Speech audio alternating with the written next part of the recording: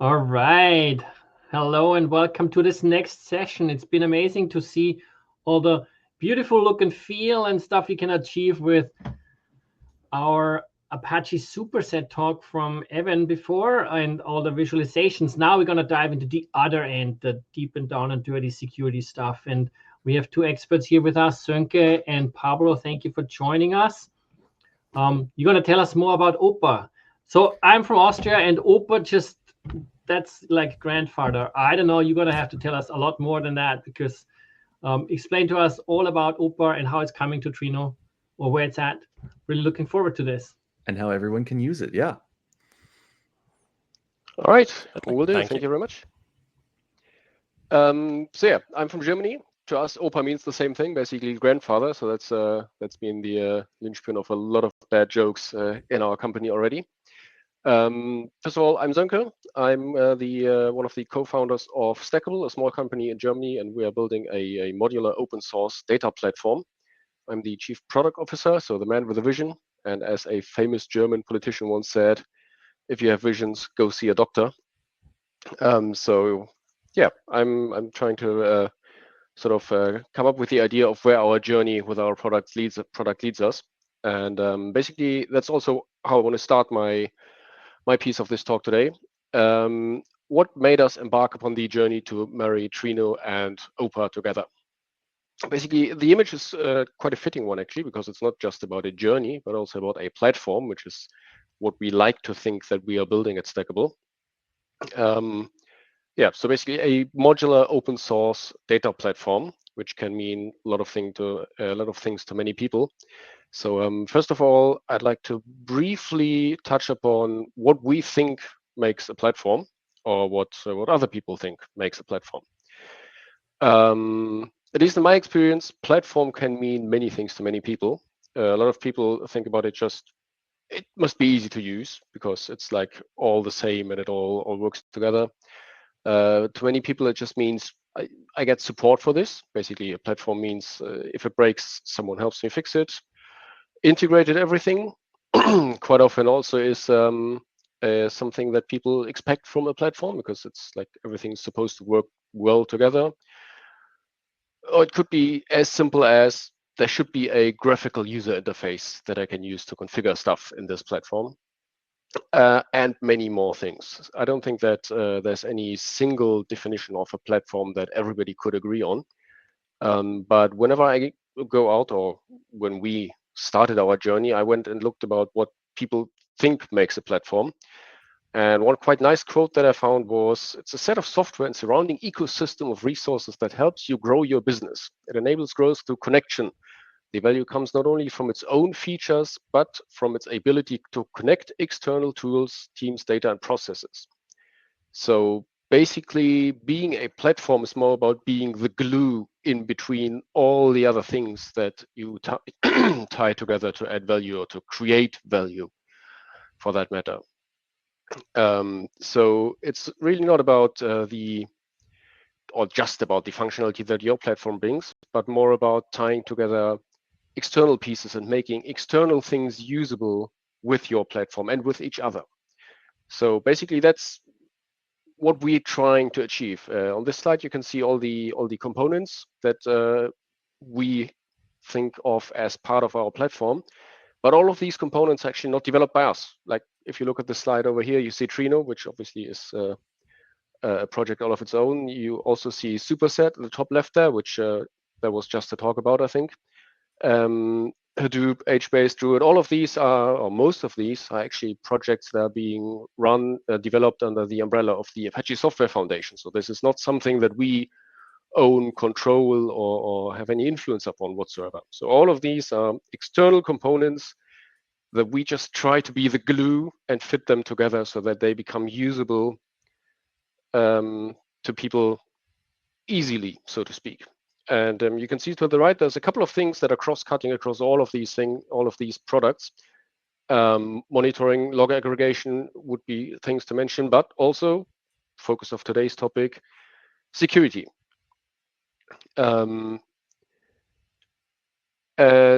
yeah, basically, initially, when we started out, there was a couple of things that we wanted to have our platform. Next slide, please, Pablo. So I've put down a few examples here of stuff that we wanted to try to feel the same across our platform. So basically, configure TLS the same way for every product, not have a PKCS12 key store over here, a JKS over here, then PEM files over here, but just so that sort of everything feels the same for all products, and then everything gets sort of smoothed out in the backend. You shouldn't need to specify S3 backends multiple times for multiple products. If you integrate with an Active Directory, that should only be referenced once and then reused across the platform, stuff like that. Basically, like have those little quick wins that just make things easier to use, and configure the products to work with each other automatically. Like if we think back to the slide with all the products, there's like probably 20 cross connections of how these products integrate with each other, and all of that needs to be configured. And that can be very, very tough if you do it manually. So that's part of the stuff that we consider to be a job of a platform. But for the purpose of today's talk, the most important thing is there should be one place to specify who is allowed to access what in the entire platform and across all of the products. And the way that we wanted to do this, or what the vision for us, so to speak, is to have one common ACL abstraction layer that you can configure in a Git repository or text files or what have you, which we then deploy to OPA, for lack of a better word. There's a couple of steps in between, but the fundamental idea is that we can create an abstraction layer, a very sort of generic abstraction layer, which we can then give to OPA, and OPA will on the fly apply this to all the products that are out there. So we have Zookeeper here, NiFi, Kafka, for example. Trino obviously should be on the side as well. Hadoop, everything in the stack.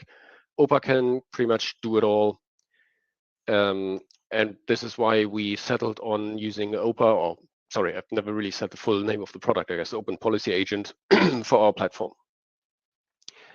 There's one other tool out there that we that would have been an obvious choice for the job that I just talked about. And I'll sort of keep this fairly brief because I think that Pablo has about 30 slides on why Ranger didn't suffice for their authorization needs. So I'll let him do most of the talking on this topic. But what really changed it for us was that Ranger is a fairly static system. So if you want to add a layer of indirection or abstraction to Ranger, or even just add a new product, it always means you need to go and code stuff and then recompile Ranger, add plugins to Ranger, roll everything out again. And that is just a very, very inflexible system. Whereas OPA, it's just REST. Basically, you shove REST at it, and then you can write your ACLs in code and pretty much do whatever you want. And that is a very, very powerful system because you can change all of that on the fly. And it basically allows us to build a sort of 80% abstraction layer that probably makes 98% of people using these products very happy because it already gives them everything they need. And the rest, the remaining 2%, aka Pablo, who won't be happy with this abstraction layer, they can do whatever they want in code as well, and just put that on top of what we create as an abstraction layer, or put it to the side of it. So basically, what OPA gives us or the world is a very, very, very flexible system of authorizing pretty much anything, and that was very appealing to us.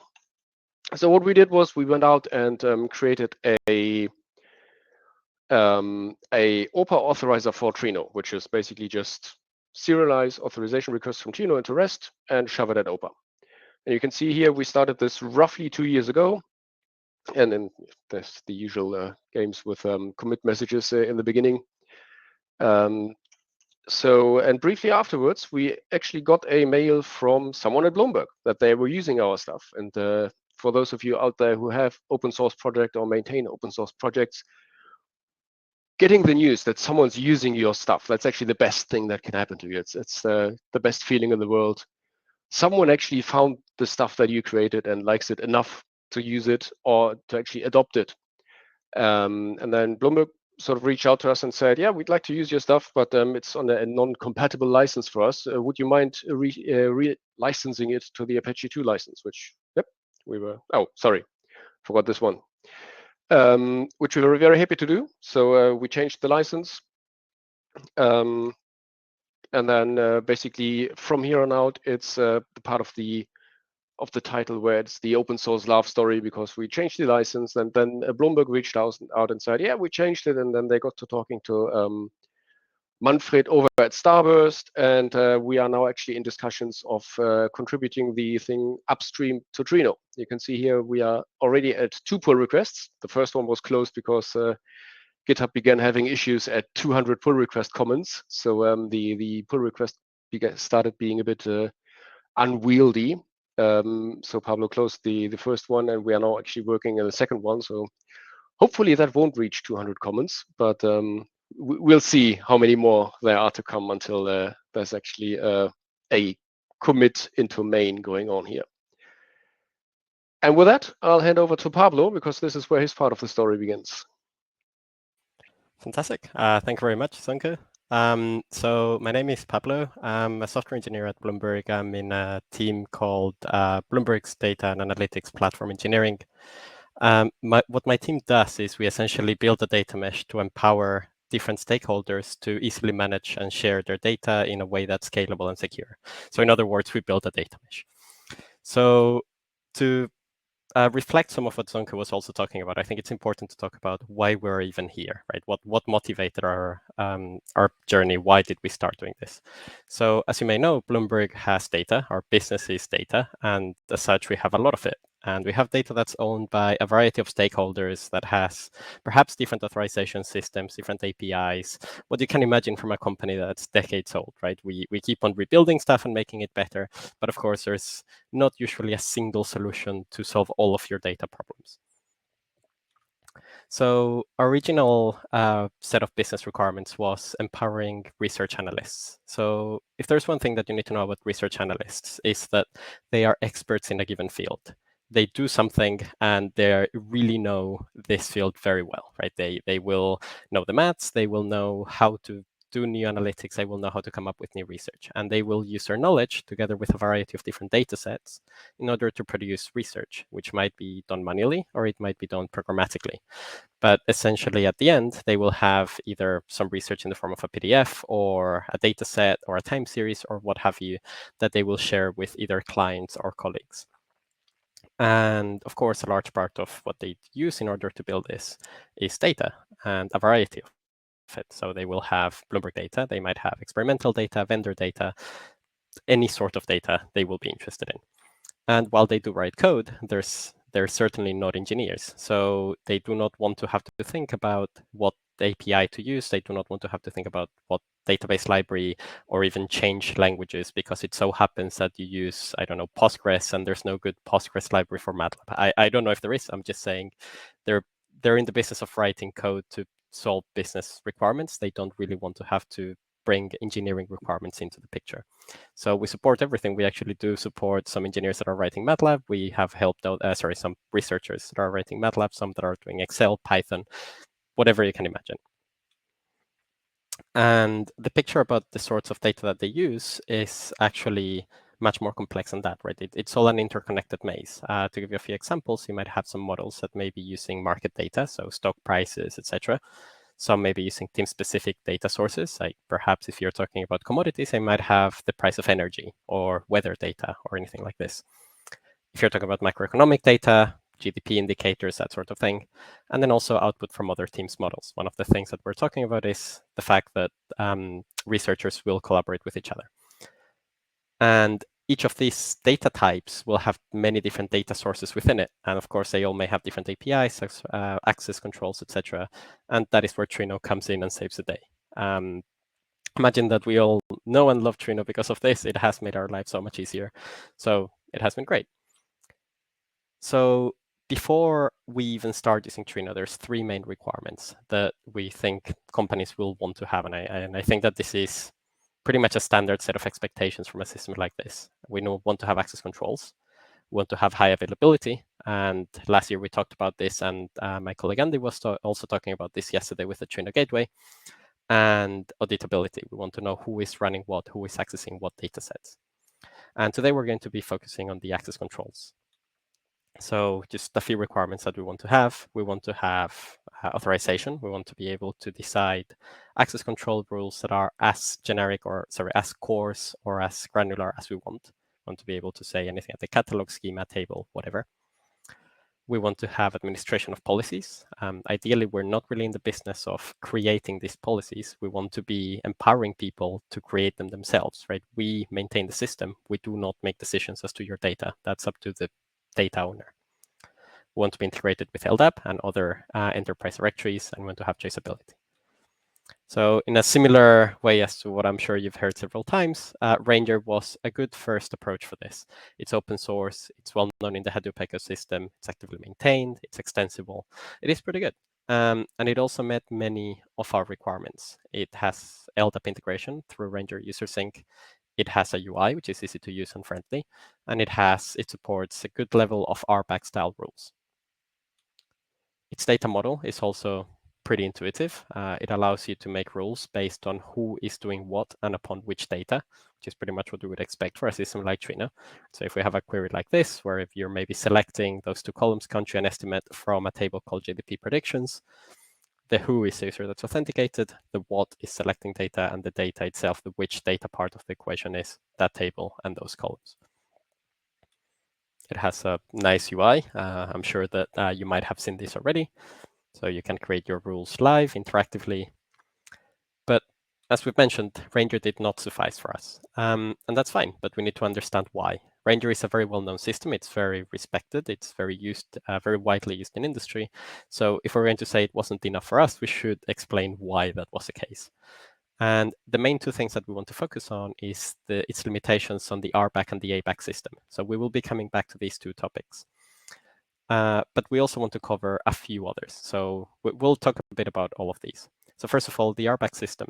As Sönke also mentioned, resource-based policies in Ranger are mostly static. You create a policy that says user A can access table B. At best, user group A can access table B, but you cannot really create any more complex logic. And that may result in an RBAC policy explosion, right? Where you end up creating rules just to cover every possible combination of factors that cover your business needs. Then the ABAC system, it's also somewhat limited, not necessarily in terms of functionality. We haven't really tested it that much, but it's not the most user-friendly in our opinion.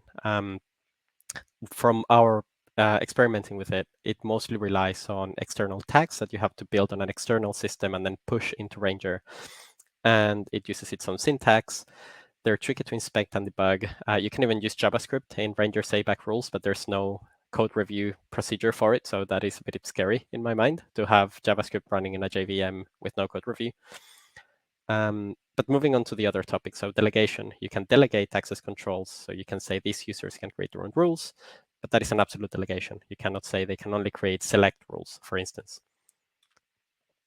There's no clear namespacing, particularly important if we're building a multi-tenant system, right? If everyone creates rules in the same place and there's no clear way to put them in folders, packages, whatever it is, it becomes really hard to know 3 years down the line, out of the several thousands policies that we have, why was this thing created? The rules are not peer-reviewed. That's going back to the previous topic, particularly for the ABAC ones.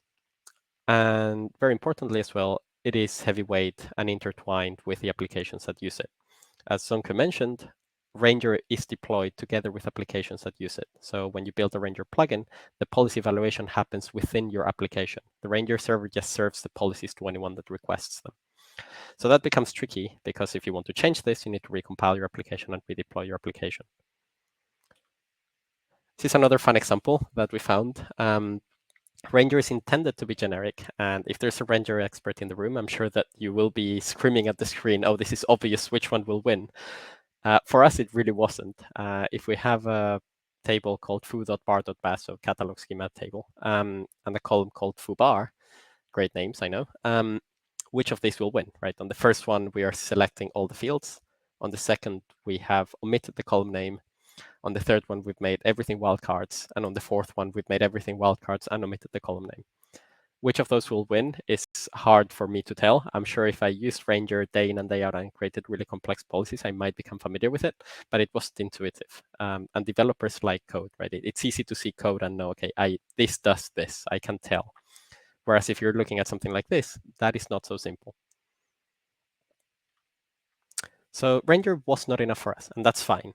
Ranger is a great system. It covers a lot of use cases. It's just we're building a system that requires a bit more complexity. As Sönke was saying, this system is trying to build 90 whatever percent, is trying to meet the needs of 90 whatever percent of users. We're just on that 2% that maybe is not within that. So we want to be able to have a nice combination of RBAC and ABAC. That's tricky with Ranger. We want to have peer review for more complex policies. We want to have easy integration. And most importantly, we want it to be modular. Ranger's one-stop shop model, where it does everything, is a bit tricky once you go outside of the requirements that Ranger thinks that you need. If you try something slightly outside of that, you will have issues. So just a few rules that maybe will not work with Ranger. So this is just to show you a few examples of things that we wanted to do, but Ranger did not make it particularly easy. And as a disclaimer, many of these are probably things that you could implement with Ranger. It's just, it would be either very tricky or hard to debug or hard to even understand if you see them a few years on the line, as opposed to something that's written in code. So one good example is something that Sönke actually told me some people call RBAC, relationship-based access control. Here I just called it organizationally aware rules. So something that's conceptually very simple, like if you own the data, if you own a table or a catalog, you can write to it. If you're in the same team as the owner, you can read from it. And if you're in the same department, but not in the same team, you can see the schema, but you cannot actually read any data. This is something that is conceptually quite simple, but it's not that easy to implement using Ranger's RBAC. Dynamic rules is another example. So if you want to match things based on regex, or if you want to have tags that maybe are not exactly the ones that we have configured Ranger to support. So things like time of day, IP addresses, the time since the user last logged in, or logic-defined user grouping. So Ranger is heavily oriented towards user groups and user roles, but sometimes you actually want to create intersections of these, or you want to create exclusions. You maybe want to know the set of customer-facing employees that happen to be in the EMEA region. And you maybe have a group for customer-facing, and you maybe have a group for EMEA, but you don't have a group for both. Global invariance, particularly if you're delegating access controls or if you're federating access controls, which is what we're trying to do here. We want to have some guarantees as to compliance rules, right? We want to make sure that, okay, you can create your own rules, but there are some things that you can never do, no matter how many rules you create. So things like, for instance, you cannot grant users in a non-GDPR region access to GDPR sensitive data, even if you go and you create a rule that does it. Or to avoid data exfiltration, you cannot write to a public catalog if you have access to confidential data.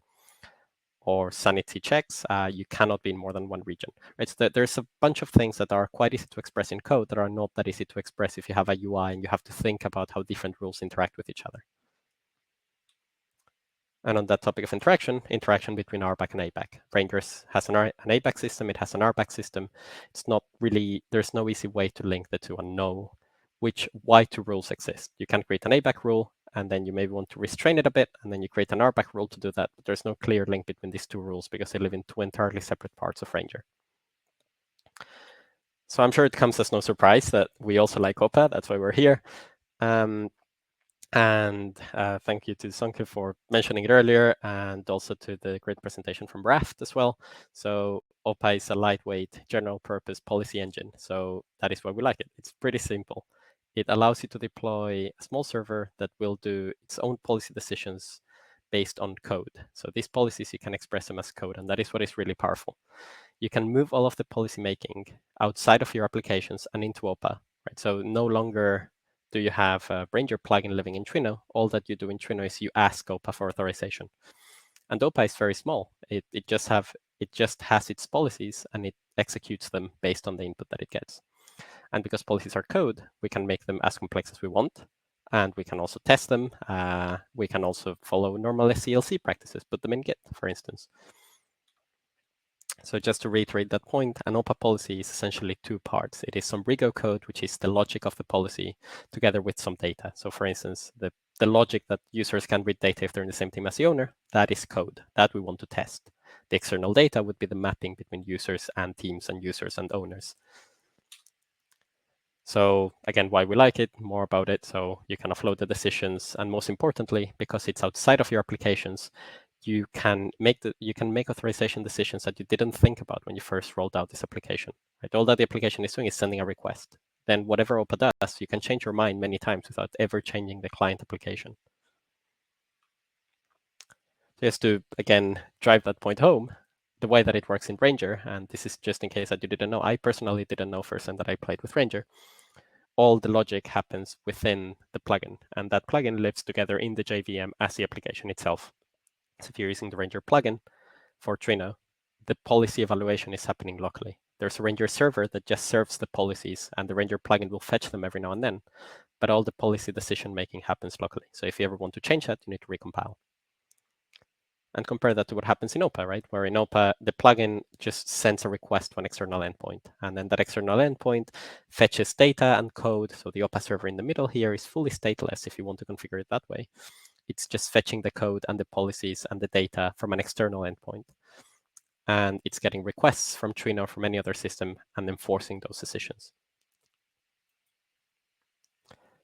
Stuff is namespaced, so both policies, the code of the policy and the data is namespaced. So that solves the problem of knowing why this was created. As long as we have some degree of care, as long as we exercise some degree of caution, we can actually know why a policy was created. Just as an example, this is what an OPA request would look like under the current plugin.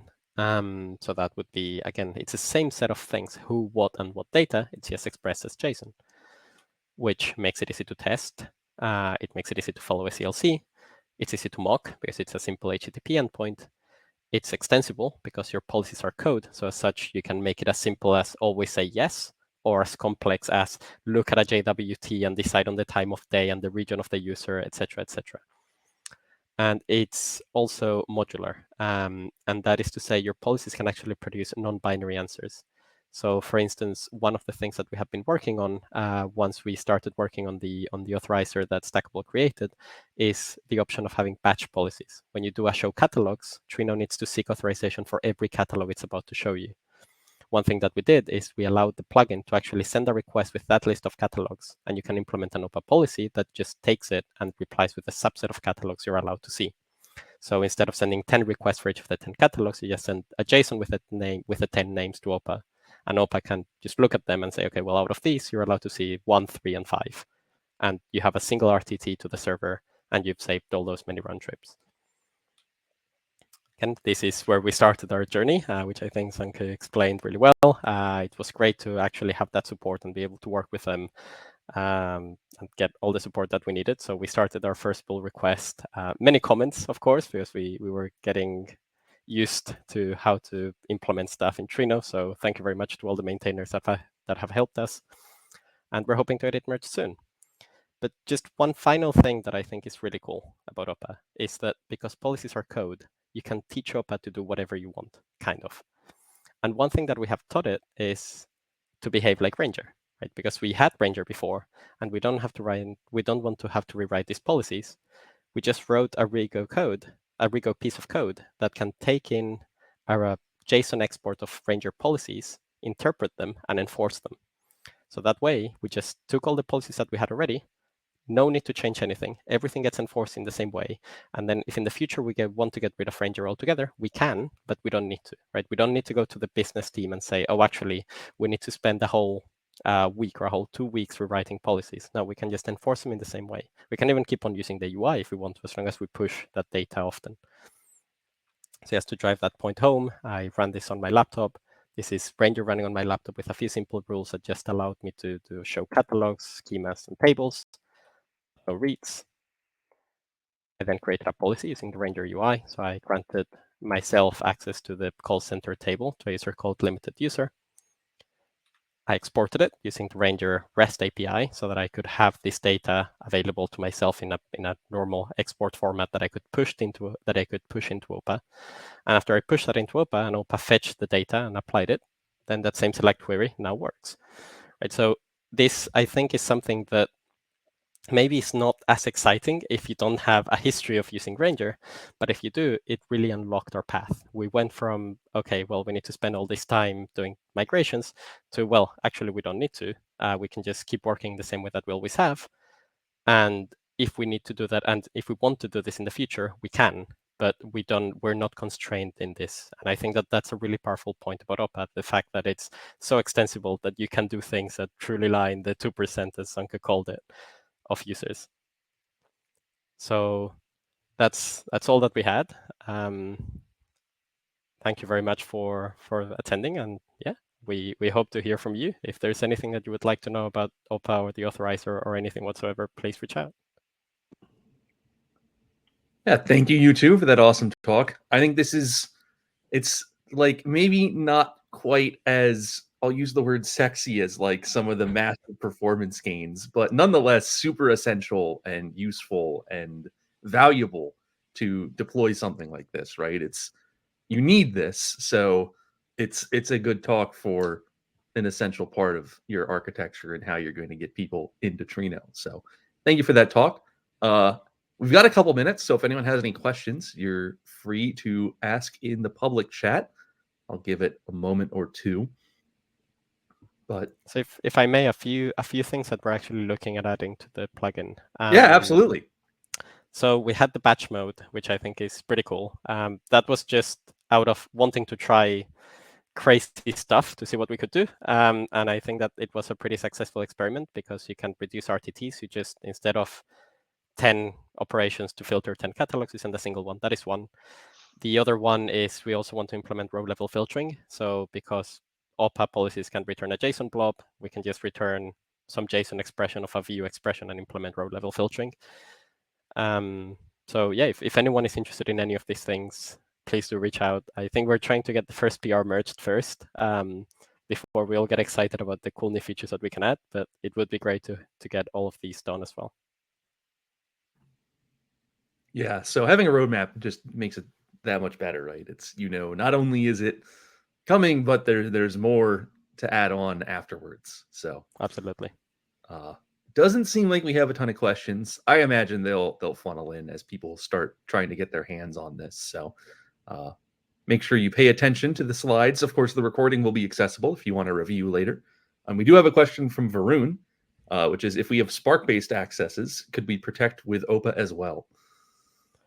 So, I mean, it depends. Maybe Sönke, you can answer that one.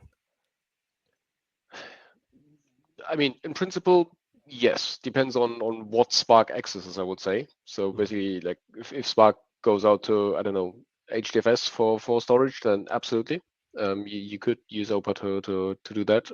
If Spark goes to Trino to ask about data, then obviously you could do that as well. So I'll give the consultant answer. It depends, I'm afraid. That's always a good answer because you can't be wrong.